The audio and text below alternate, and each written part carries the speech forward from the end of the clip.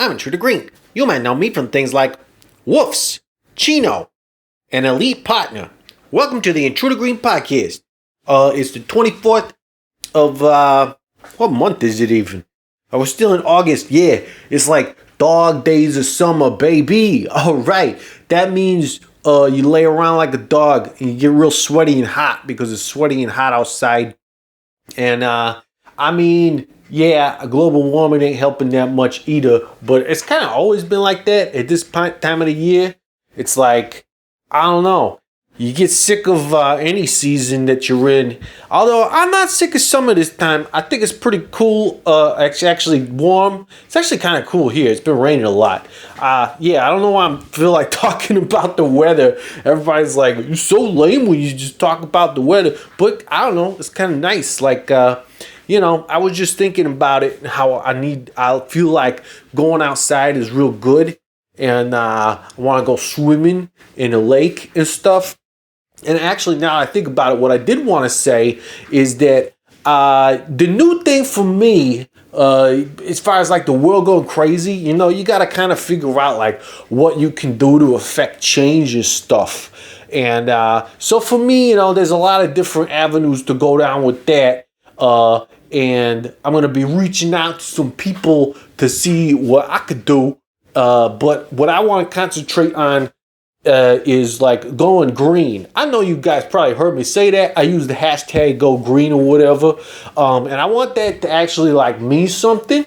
So like maybe it'll be good to like do something for, like some kind of green thing, like a company or something, or like a not-for-profit. Yeah, I could like take a lot of money from somewhere and put it in that, and then save the planet and all that stuff. Cause it's like they say, it's like the planet's gonna be fine, but people might not be. It's like you gotta clean your room, or it's gonna get moldy and you're gonna die. So like it's the same thing with the planet. You gotta keep it green or whatever. Just like use good products and don't give a hoot, don't pollute. All right. So anyway, stay tuned for that. If you guys got any good recommendations about some charities or stuff that I could look into, about getting in touch with, please hit me up, on the social medias. You know how to get a hold of me. +1 608 535 9608 if you want to hit me up with a telephone call. And I probably won't actually talk to you, but you can leave a message and I'll play it on the show. And, text me even if you want to, I guess. And you can also like hit me up on the social medias, and that's all. You see me on there. I'm always posting about the podcast and stuff. Otherwise, I hope everybody's good and enjoying these. We're not at the end of summer, but we're getting there. Like we're at the end of August, and then we got September, and then it starts getting like that fucking autumn weather where you get like Halloween's coming and stuff, and I'm ready for that. I mean, Halloween's great. People are running around outside wearing costumes and stuff, and that's pretty fucked up. But I'm into it. Anyway, I just want to give a shout out to the producers of the podcast. We got Luke Ellis, Ren Sons, Heather Royston, Gem City Sabrina, Sarah Koenig, Audacity Crash Clothing, Chelsea McNally, Cardboard Boss Colony, and Carlos Hernandez. Thanks again, guys, for sticking in there. I got some addresses for the stickers of the month club that I'll be sending out soon. And I got to start talking about this other stuff too more often. We got the merch store up. There's some cool stuff on there. Records, t-shirts from some bands you might be into. Some of them aren't even necessarily bands that I'm into, but I just happen to, get some stuff from them. So look what's on there. I don't know. I think maybe I could do some things with the website to make it like easier to see cool stuff. But I don't know. I gotta figure it out. I gotta tweak it around and stuff. It's the internet, so I don't really know too much about it. I'm just trying to like, fucking make some money. All right, yeah. But yeah, we got those stickers coming, and everything's going to be real cool. Yeah. And without further ado, I got to talk about who we got on. It's actually a really cool show this time because it's a little bit out of the, I don't know, what do they call it? Like left field or whatever, where we don't have a punk rock guest on. It's at least not a punk rock band. It is a band, but it's a band called Manifesto. And I can't remember how many guys are in it. 7 or something. But they're basically a man group is what they call it. A man band is what they call themselves. And they were like a bunch of gay guys that are doing these like songs that pop, like female pop singers made popular. And that's kind of like their whole thing. And the tunes are good. I think that we talk about when the album comes out. I'm not sure if it's out yet. I got to hear it ahead of time because, Melanie K hooked it up. All right. Shout out to Melanie. Oh, yeah. And so that's real good. And, we get into a little bit of like social discussion with this because you got to. Because, anytime these guys are really like, into representing, their culture and, just the struggle and everything, but doing it in a real fun way. And I appreciate that, and I think it ties into like punk rock values and everything like that as well. So it was a real pleasure to have these guys on. And without further ado, on with the show.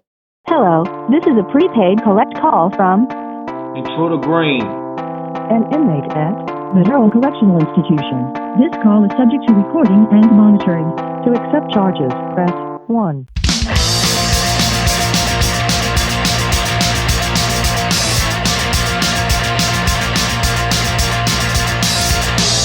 Come on, girl, now it's time to go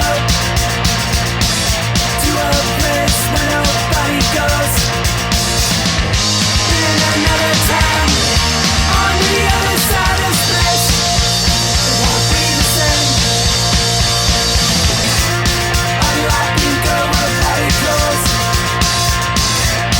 Unlock and go where party goes. Okay, sorry, I didn't get the recording going until now. So let me start that over again. Okay. I really appreciate you guys doing this because I normally have straight white guys on here and you guys are shaking it up. That's awesome. How boring. Wow. Yeah. Anyway, I would love it if you guys could kind of explain to me like how this whole project got started, where you're all kind of like coming from and how you ended up here. Mm-hmm. I'll do that one. Is that okay, Mr. Green? Sounds great to me. Okay. I'm Kelly, by the way. Hi. We're in Toronto, Canada, and I've been a working musician for like a couple of decades and took some time off, and I'd had this idea swirling around in my head for a long time that I always wanted to do something with other openly out gay men, and I've always loved girl groups, and I kind of thought the merging of the two made a lot of sense. This, the genre of girl groups is like a solid 70, 80 years old and full of so much material and so many incredible groups. And I don't know, I guess I've always loved it and never really thought that a lot of people took it all that seriously as an actual art form. So I thought we would add to that and prove that nobody should take it seriously. Yeah, all right.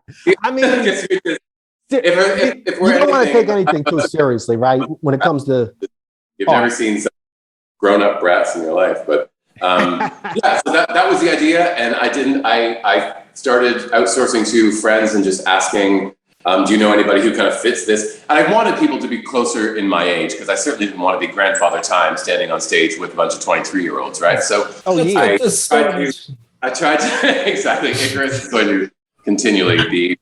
He'll always be Baby Spice. He's the baby. That's good. But I started to source people who were my age or closer to my age, for vernacular and reference and all that sort of stuff. And I met the other 4 homosexuals, and here we are. Excellent. So you kind of like, this was kind of like your project, and you kind of brought everybody together just through knowing people and like putting ads out on Craigslist or whatever. I don't know how that shit works. I've been in the same band for like too long. Like pre-internet. Back in the personal ads, I started launching into the personal ads. I thought That's good. That's a good Serious way to people. Seeking for gays. Exactly. That seems like, I mean, you could probably get a lot of hits that way, but I don't know. They might not be the best singers every time. You probably have to like meet a lot of people. Depends on the Figure that song. out. Yeah, Depends that's on the true. That's true. Yeah. Yeah, I wanted to say about the choosing of the songs too. Like, obviously, it's all girl groups that you're going with. I don't know. That's kind of a funny way to go. Because like you said, it has been around for like a long time. People don't really think about that. But like, I'm a big fan of one of the oldest songs that you guys do on there, because it's by this group called the Chordettes, and it's I forget which one you guys do. It's not Lollipop. It's the other one. Oh, is it Mr. Sandman? Mr. Sandman. Yeah. I'm a big fan of that group because, as some people know, my bandmaster Intruder spent a lot of time holed up in Wisconsin, and that's where that group is from, actually. And there's some sort of drama where they got like ripped off when they recorded that song, and like back in the day, all the big execs were like, "Oh, you this song is great, but you're not stars, so we're gonna like say that this big star sang it," and so it got all weird. But anyway, yeah, how do you go about choosing these songs? Guys, anyone want to grab that one? Well, may I? Yes. Well, we started with an extensive list of songs that really appealed to us, and like which ones were most fun to sing, and it evolved from I think a list of about 20 songs, and we just kept shaving it down to the best ones that fit our sound as it started to evolve. Okay. And we also looked at eras too, right? Because we didn't want a whole bunch of like girl groups were really big in the 60s and then they were kind of huge again in the 80s, but we didn't really want to just have the two. So we kind of made sure that we were stretching as far back as we could. And yeah, doing like the whole spectrum, right? Chordettes is the oldest, and is it Icarus? Is it All Saints? I think All Saints is the most recent. All Saints is the most recent one. So we tried to make sure that we got the spectrum, and oddly, there's no particularly famous Canadian girl groups. That is weird. Yeah. We are going to be the first very famous. There you go. Absolutely. Why not? So we also wanted to make sure that we could, like half of them are from the UK and half of them are from the States and all that sort of. So there were a couple of things at play for sure. Oh, for sure.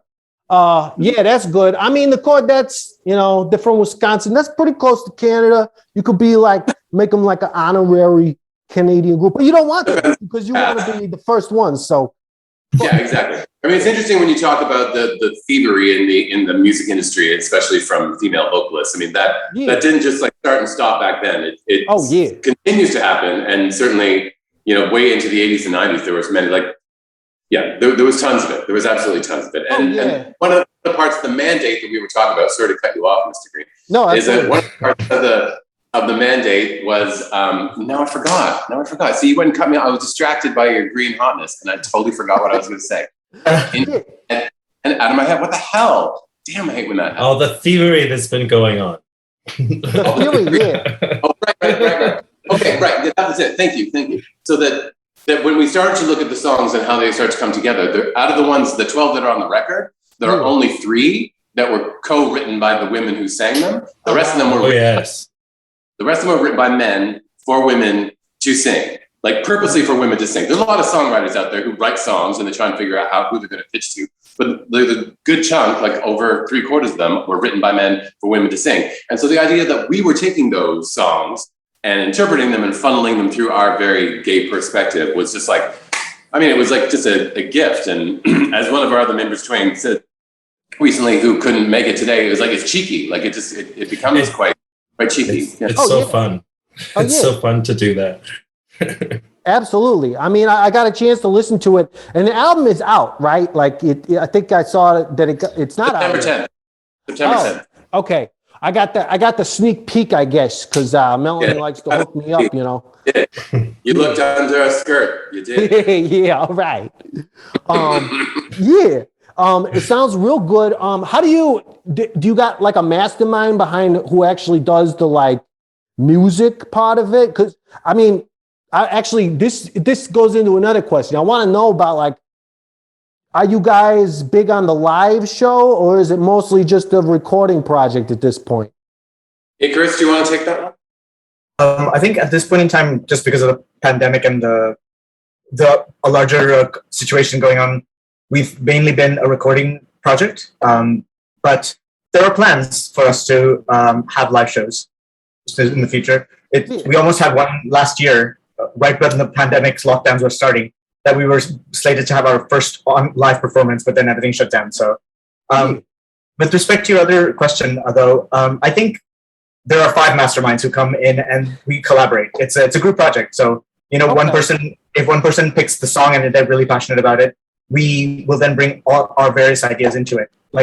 We'll sing the song a couple of dozen times and then see how it sits in our registers, in our vocal ranges. And then it's just like ideas just start spitballing, and it ends up into a beautiful thing. Mm-hmm. Yeah. Well, that's a great way to do it. First, and then we start to figure out how to record it. Exactly. Creative. Yeah, I mean, that's good. That's I think that's generally what a band, like, so the best bands are like that. Like, everybody kind Is of. that what your band does, Mr. Green? Is it like a big orgy before you start? Yeah, not so much. I mean, not too many reach arounds. It's not even a sexuality question. It's that all the dudes in my band are real gross. And one of them's a cop, and we definitely don't want to do it with him. So, it just ain't happening yet. We'll see. Maybe we'll get famous and get some showers, and we could start showering, and it will get a little less gross. I think that'll be step number 1. That's right. It's a good step. That's right. Yeah. I think it's a good move. Yeah. So, okay, I guess so. There's no real touring plans you got, obviously. But yeah, that's good. Obviously, the pandemic thing is so crazy. Like, I've heard that stuff is like getting closed down again now. with like friends of mine that are like had tours and set up and everything. So yeah, I guess no problem holding off on it. Yeah, hope that doesn't happen. Yeah. But we need to go over, though, Mr. Green. What's it? Are you there? We need to go over one thing. You sent us like a bunch of lists in advance, and there was one that you had included. Why was there no go-go song? So we just kind of need to go. Well, we need to go over with you the difference girl group and a girl band. Now, like, firstly, there shouldn't be a thing called a girl band, because bands should just be bands. I mean, there shouldn't be any like. There shouldn't be any gender reference at all. But I mean, the girl group and a boy band, if you will, if we need to be gendery about that, are basically people who sing together, and none of them play instruments. Yeah. All of the Go-Go's played instruments, and they wrote their own songs. So that's why there's no. If we were going to do the Go-Go, that would be like a whole different record. So we do like the Runaways, the Go-Go's, like there's a whole bunch of the Bangles, a bunch of girl bands. How would you do that for the guys? I don't know. That's a good idea. I mean, yeah. But that's a girl group. No. A girl band. Understand? Yeah, I like that differentiation, whatever that word is. That's good. And actually, I think I kind of knew that, but my producer was like, "Why don't you ask about the Go-Go's?" And I'm like, "Well, I'm pretty sure it's because they're not, that genre, but I like the Go-Go's, so why wouldn't I ask that question?" Yeah. I love Go-Go. I'm glad you asked, because I didn't know either. Oh yeah, we're figuring it out. Every day is a winding road or whatever. Yeah. All right. I know that song. That's more ladies. All right. Day is a winding road. Yeah. Oh boy. That's how that goes. Yeah. So I guess we kind of touched on this, but your thoughts about female bands in the industry, and I guess more than that, the LGBTQ, is there more to that than plus? Okay. Yeah. I know I was missing something about that in the industry, because, like, I guess especially with what you guys are doing, you know, whether it's girl groups or like boy bands, or as you call yourself, a man band. All right. You know, I feel like it lends itself to the whole like sort of American Idol kind of like everybody's singing, maybe there's groups or whatever, but it always seems to be like, I don't know, kind of like the demographic isn't exactly LGBTQ plus. Seems like they're usually more shooting for like, I don't know, straight people. Is that true, or am I just missing something? Who we are? Like that's who we're trying to appeal to? No. What those shows? General mains. Yeah, what the popular, I guess. General mainstream music aims for hetero crowds. Yeah, Dee, did you want to answer that? Sure. Well, sure they do. That's they're aiming for all the teeny bopper kiddies who can spend mommy and daddy's money, and sure. That's, you know. But you know, we're doing this just to have fun. I think that appeals to everybody. So I think so too. But I guess what I'm wondering about is there any like exclusion that you can see going on with other people who might be trying to do something similar, but it's like, well, that's just too gay, so we can't put that on the radio or something like that. Yeah. Icarus, you I don't know. It's an honest question. I'm not really trying to like. And I just want anyone, if anyone can out gay us in these songs, then they deserve to get the prize. Because we bring the queerness to our like to this forefront. I think what happens is the idea and the spirit of the girl groups that we have, like the Spice Girls and like eventually Destiny's Child and like other references like LaBelle and things like that. It has a spirit and it has like this vitality that the girl groups brought, that it included everyone. Like everyone was a fan of the Spice Girls.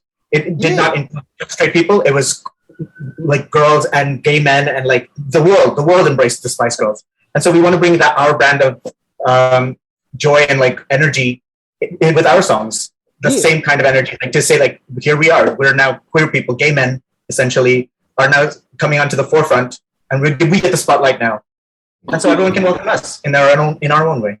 Yeah, exactly. And is it important to be like a gay group and say like, hey, America, you like us, you're dancing to our tunes, and we're super gay, and you're still into it. The colors of the rainbow, eat it. Exactly. Fabulous. But I mean, to that point, it's just also to say like the North American idea of a star, a superstar, is just one person. Like American Idol, like you were saying, it's just one person. Here we are 5 men who are representing a man. And so it's like we're a tribe of people who are supporting one another. We're just gay men who are supporting one another and want to see each other succeed just as much as we do want to succeed ourselves. Yeah. Which is very different from the American ideal. So maybe that's true. And we've got to be a good example for everybody else who wants to do something like this, who thinks they can't because they're different. It's like, no, being different means you should go out and do these things. And representation is important. It's like we're already getting censored on, what is it? Totally. On YouTube, we got censored for you got censored on YouTube. Wait, how did that work out? I need to get to the bottom of that. Well, because of the pandemic, we couldn't get together to shoot our videos. So Kelly had this really great idea to put our faces on little mannequins and do like a South Park but cheaper version of Not That Kind of Girl, and it was really great. It was really funny. Naked bums and couches in it, but they were mannequins. Apparently, it was hilarious. It wasn't ready. You guys. So wait, you guys got in trouble for having naked mannequins? No, we didn't get in trouble. But if you were just anybody clicking on that video, it would give you a disclaimer saying, "Warning: this is gay." Oh yeah. Children, don't look at this. Right? So you must be 18 or older. But that's great. So it's like put the disclaimer up. Yeah. But that's actually how you get all the teenagers, because if you say you got to be 18 or older, that's the first thing the teenagers are going to click on. They're going to be like, "Oh yeah, all right, naughty stuff. I got to check it out." making some like softcore porn, and we'll be gold. There you go. All I right. did. That's how Britney did it. That's how. I didn't know that, but Oh, she had a coach, I'm sure, teaching her how to do all those moves. Come on. well, yeah, she's a good dancer. Good damn. I believe it to be She's a true. good damn. Yeah. Go, Britney. Brittany. Guitar players, I bet you thought you were shit out of luck when it comes to finding your dream guitar or amp. You know, you go on some auction site or something and it's all crap. Yeah. Well, that's because, you know, you got to look in the right place. And the right place is Yeah Man's Vintage and Used Guitars. They got exactly what you're looking for. Now, I know what you're thinking. Aren't they located in like Switzerland or something? Yeah, man, they are. Bern, Switzerland to be exact. But you know, you can get on the internet and you can go check out their website, yeahmansguitars.com, and you can order stuff on there. So, you know, it don't really matter where the heck you are in the world. You can just get on their website and find all sorts of cool stuff that you're looking for. And you might not even know that you wanted it until you see it on there, and there's a lot of good stuff. If you got something specific you're looking for and need some help finding it, just hit up Yeah Man Guitars on the electronic mail. That's the email. It's like 21st century and you got email and websites. It's like amazing. Some people will call it magic. Some people will call it science. I just call it, I don't know, crazy shit. yeahmansguitars@gmail.com. As far as email goes, it's where you email them. And while you're at it, get your band a tour in Europe and stop by the shop. Michael and the rest of the crew would love to meet you, I'm sure, and you could tell them Green sent you. Yeah Man's Vintage and Used Guitars. Hi, Intruder Maniacs. Are you in a band? The answer is, of course you are. Everybody's in a fucking band these days. Anyway, if you're in a band, congratulations. I'm making the worst financial decision of your life, aside from taking out college loans or something. Yeah. Now, there is a way to lessen the burden of such a financial decision. It's called merchandising. And Stupid Rad Merch Company is all ready to meet your merchandising needs. You want some t-shirts? Got a tight deadline you need them printed on? And because you booked a tour less than a month out and you didn't get canceled like everybody else's tours did? How about a bunch of weird random trinkets like keychains, medallions, and what about koozies? You know, like everybody likes koozies. Koozies are great because they keep your drink cold and your hand warm, or vice versa, depending on what you're drinking. Stupid Rad Merch Company can get all these made for you. Stupid Rad Merch Company is an in-house artist who can help you with your designs of stuff. They're still a small enough company that they pay special attention to you and your special needs. Because, you know, everybody's got special needs. Like, you probably mostly. And they even got a web store. That's where the real magic is. You go on tour and you sell your stuff, but chances are you're going to have some left over, or some fans are going to feel like left out because they didn't have enough money to buy something at your show. So they go on to stupidradmerch.com and find stuff from your band on there. They'll take care of all your production and shipping fulfillment needs. So go ahead, go on to Stupid Rad Merch Company's web store right now and check out all the tight bands that are already on there. They got a bunch of them, like got the Bomb Pops and like the Bad Cop and stuff. It's all good.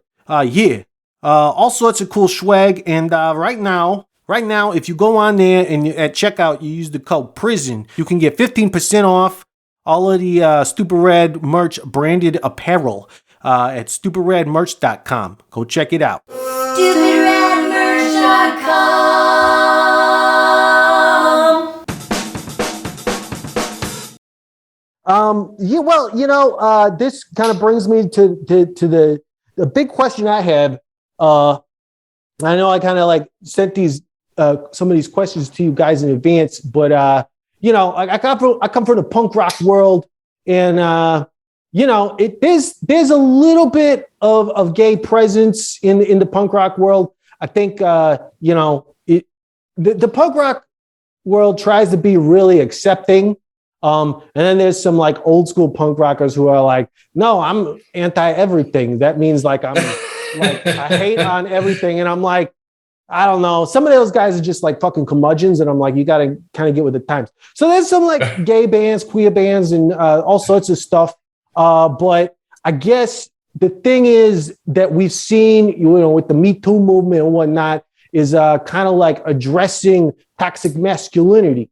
And like, that's a big thing now in like mainstream culture, and it's been a thing for a long time in punk rock culture. And now it's seen as how, the gay community is like, you got lots of guys.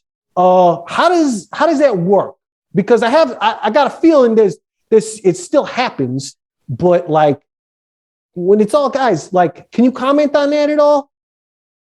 I mean, firstly, okay, so what is in your world? What is the definition of punk? So we have like an idea of like within Intruder Green's vision of punk. What is punk mean? I'm glad you asked me that instead of what the definition of toxic masculinity is, because that would have been fucking lost. But yeah, I don't know. It's punk. Yeah, punk also can be a lot of different things. I guess specifically, I think about like the punk community is in like bands playing that kind of music, but that kind of music is all over the place too. So yeah, I don't know. That is honestly a good question. Yeah, well, I mean, I was just thinking about that earlier, and so I was trying to figure out what it meant to me. And though this is surprising, I'm a little bit too young to actually have been a punk the first time around. I know, shock, but it's true. For me, I kind of always understood the punk movement to be like a couple of things. Firstly, it was like anti-establishment. That was like one of the first things. The second one was do it yourself. Because it was a concept of everybody else is doing it, then why can't we? The third one was don't bother tuning your instruments. And the fourth one was write as short songs as you possibly can, which I have always loved. And in the music that I've written in my life, I've strived to write songs that are around 2 minutes long. I find it really exciting. That's the perfect amount of time. Yes, I think it is the perfect amount of time. And then, then another song can start. Yeah. So I was thinking to myself, because you were asking about like toxic masculinity, and I'm like, within that culture, when you look at the concept of punk bands, and they were mostly men, Susie Sue of Susie Banshees is one of my very favorites, who was part of the very original concept of punk, but there wasn't really acceptance for women in the movement, and most of them were just like, I'm going to do something else because this sucks. Why would I want to hang around with you assholes? Yeah. But it's odd to me. It's just really odd to me how that hasn't really evolved. And I know that you're really not asking the question of like, you're not asking for us to critique the punk movement. You're asking whether it exists in our world. But I think that the major question is that how many communities actually really haven't stepped past the concept of the patriarchy in the first place. And I think that is difficult. Within the gay community, of course there is. There's absolutely toxic masculinity within the queer community and within gay musicians. I mean, people have if you're going to bring your oral tradition along with you through your life, it's going to land in your art somewhere at some point in time. And I don't think that anybody what comes out of the womb believing the hideous concept of like men should be at the top and straight white rich men should be at the top and everybody else should be under. You learn that sort of stuff. And I think that the larger question really could be like, how do we as gay men, and especially the five of us, trying to do something that is like nothing other than like happiness and dancing and gayness and celebration. How do we try to just lead by example to show that there's really no space for it left? And I think that when you just look at the five of us and like just visually look at the five of us, I think that we are the future. We are the example of that, and that's what makes me, I almost cry sometimes about it, is that the way that we just stand shoulder to shoulder and we represent something that honestly doesn't really exist a lot. Like it really doesn't. Like five out gay men doing a project together, equally balanced together, supporting each other vocally, physically. Like it's just that leading by example that way. I think there's zero room for toxic masculinity. And that was my short answer. Go ahead. I can answer that actually. Yeah, please.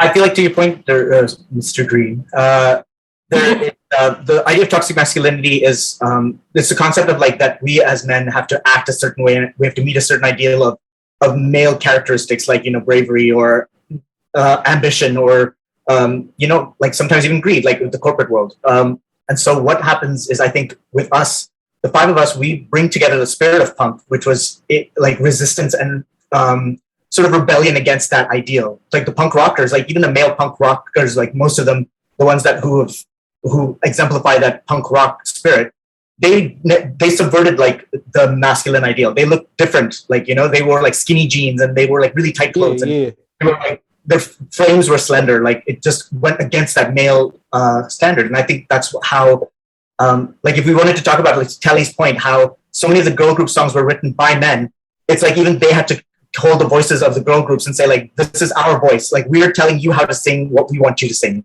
And so that sort of masculinity was just pervasive in the music industry. Girl groups, like especially with like the Spice Girls, who made it so much their credo, like their motto, they took that power back and they said, no, we're going to speak to our fans. We're going to give our message and our things across, very much like punk music. And now as Manifesto, we as gay men are taking that same spirit and we're saying now we're making this against equal on the sexuality spectrum. Like to say we're taking men and women, the gender is coming out of the equation. Now it's just as gay men, we're putting our voice in. Everyone should be equal. Like everyone can have a piece of the pie in the music industry. It doesn't have to be just the people who have always been making decisions continuously. I think that's the spirit of punk rock. Yeah, I think you guys are punk as fuck based on everything you just said. And who knew that wearing high heels, putting on makeup and jewelry would make you even more manly? Yeah, that's right. Like, fuck. It's like guy liner. Who knew? Yeah. Just put it right on. It's like, I mean, Mr. Green. Yes. Mr. Green, do you wear your balaclava like when you perform? You mean like when I'm going pee? I don't get the question. I mean, technically speaking, it never comes off. So if I ever get laid, I'll leave it on. You leave it on. Okay. If that ever happens. It's better for both of us if it stays on. That's right. It's much better for the other person if it stays on. I look very handsome in it. I mean, it's a very good. It's fashionable and it's good. And you don't break out any other colors. You stick to the green. Hence oh no, I'm green. If I did a different color, then I would get confused. I'll be like, if I put on a red buckle, sometimes, when we're on tour and stuff, like sometimes our clothes get mixed up and I'll be like, put on a red one and I'll be like, shit, I got to learn how to play the drums. Oh, no. This is going to be weird. This is going to be like the worst show ever. But it also helps us remember what shoes we need to put on. Because the shoes are the same color. Yeah. Oh, I mean, that's the main reason. Nice. Is to not lose the shoes. Color coordinating. That's good. That's an extra point. You guys get it. Bathing, color coordinating, and guy liner. Yeah, I don't rock the guy liner no more because I feel like the mask is enough. But I used to. It does a lot of the work for you. It does a lot. Yeah, thank you. But yeah, as far as like what we were just talking about, I appreciate you, and I do appreciate the sort of critique on punk rock because I don't know if you guys were ever in the punk scene or part of it, but like what you broke down about what you're doing sounds pretty punk rock to me, and that was why I was a little like off by when you asked me like what the definition of punk is, because I'm like, well, what you guys are doing is pretty fucking punk.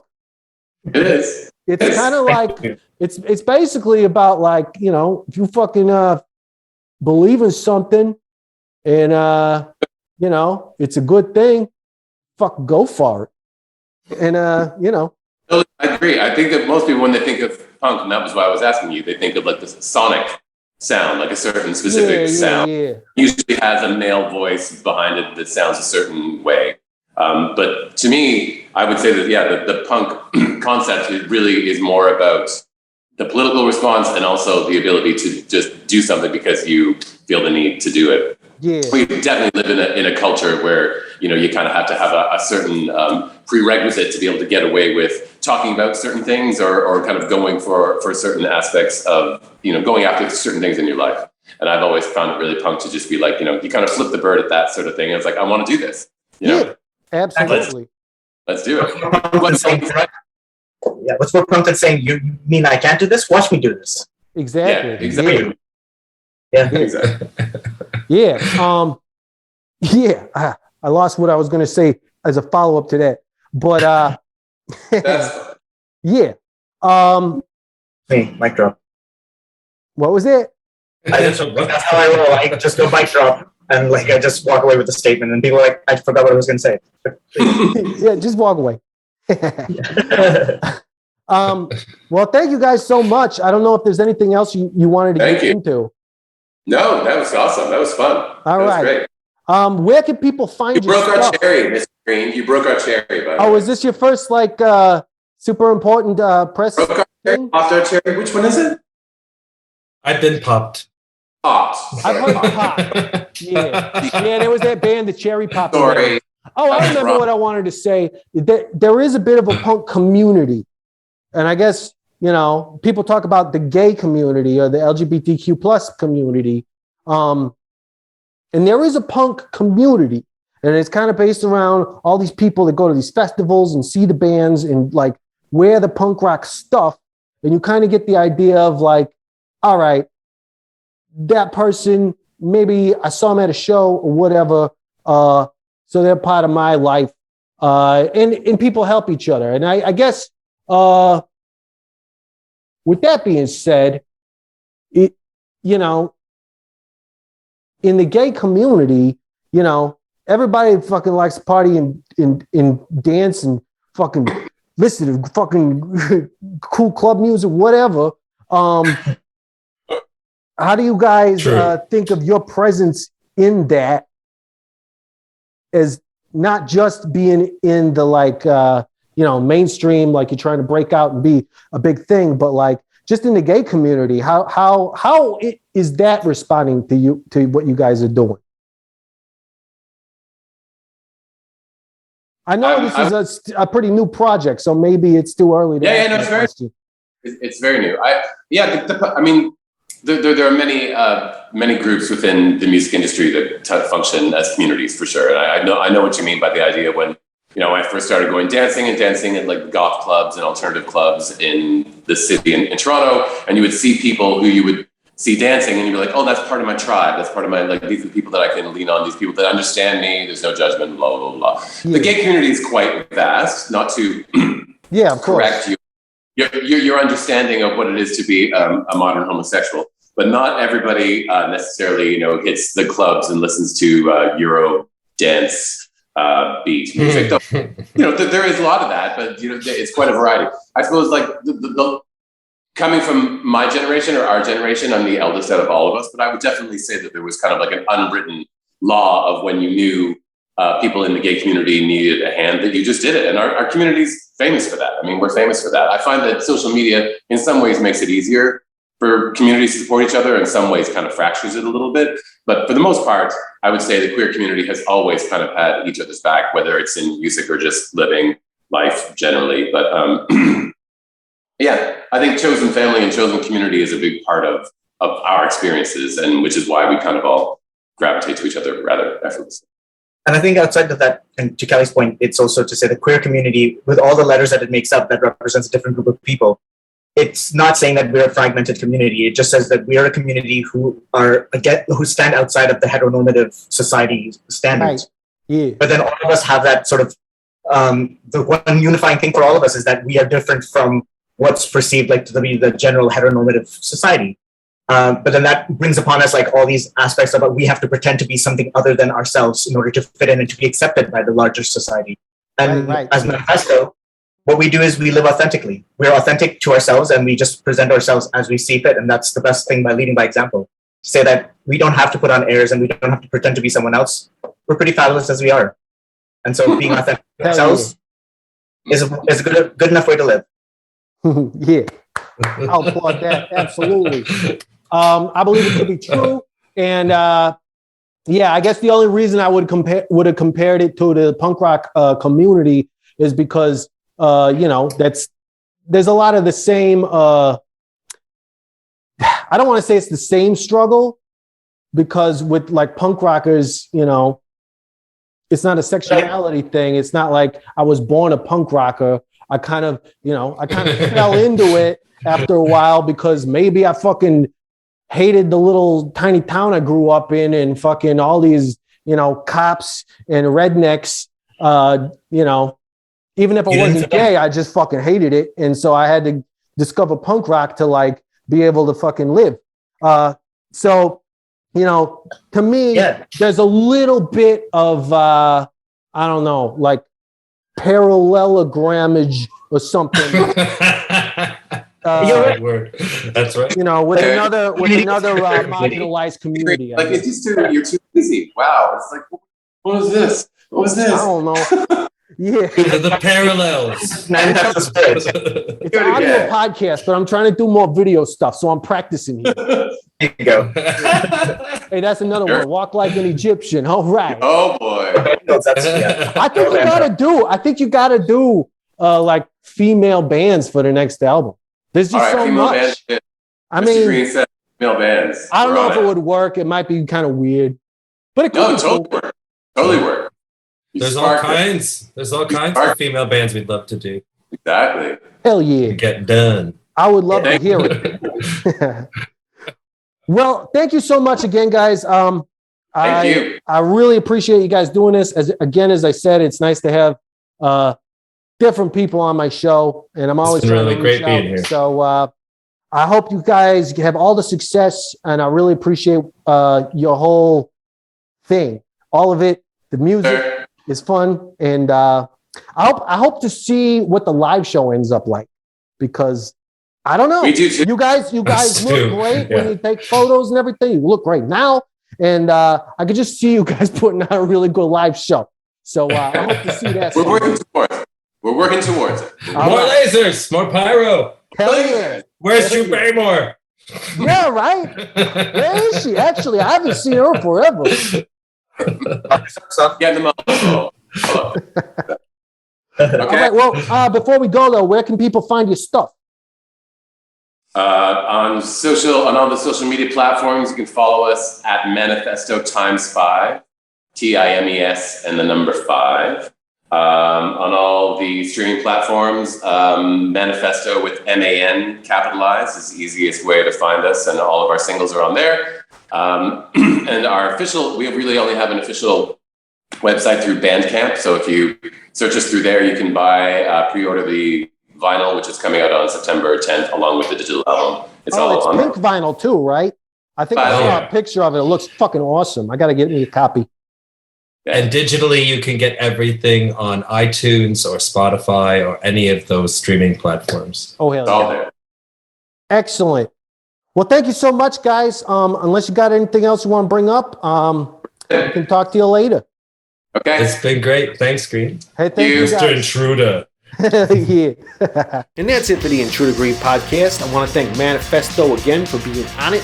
You can hit me up on all the socials in Intruder Green, or go to intrudergreen.com for all sorts of cool stuff. We got the merch store, Patreon, links to all the socials there as well. Also, you can call me at +1 608 535 9608. Patreon.com/Intruder Green. The Intruder Green Podcast is produced by Colin Bennett, management by Uncle Kramer, hair and makeup by Genevieve Smith, set design by Dylan Raymer, catering Matthew Henderson, lighting Street Lights, Woway, New Jersey. I have a hard time saying that every time. Our theme song is Particles by Type Bros. He's from space. He came here to steal a necklace from a wizard.